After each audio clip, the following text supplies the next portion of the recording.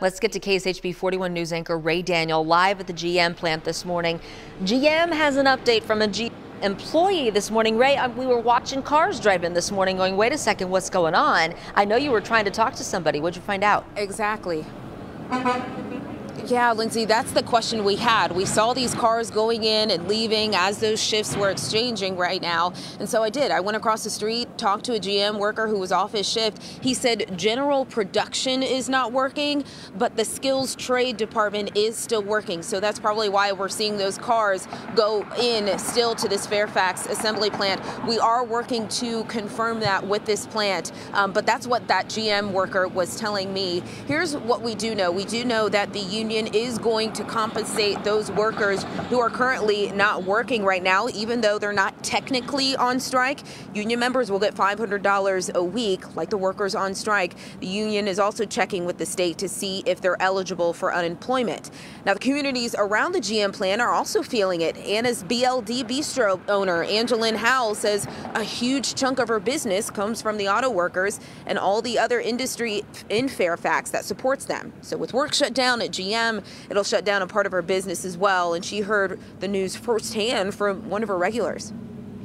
She said they worked us 10 good hours before they let us up out of there. They got all of the work out of us in one swipe. Angeline says it's kind of a wait and see right now, and she'll keep, getting updates from her regulars from the plant. And that's what we're doing right now, kind of that wait and see as that Friday deadline approaches at 11 a.m. tomorrow our time. So we'll see if those negotiations move forward or if more strikes are going to happen.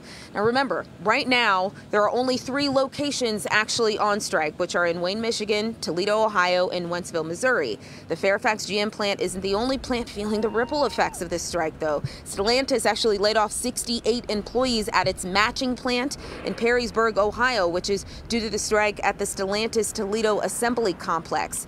And then we're also following coverage of the strike at our Ford plant in Clay Como.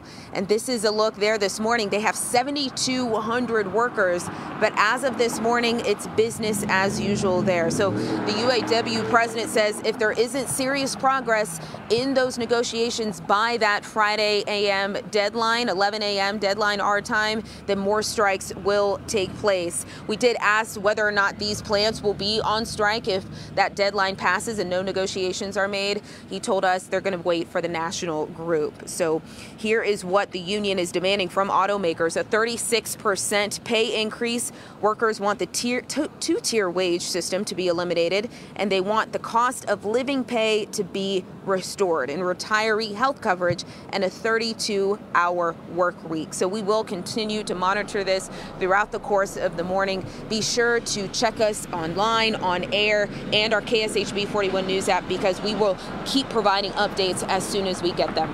Reporting live in KCK, Ray Daniel, KSHB 41 News Today on 38 The Spot.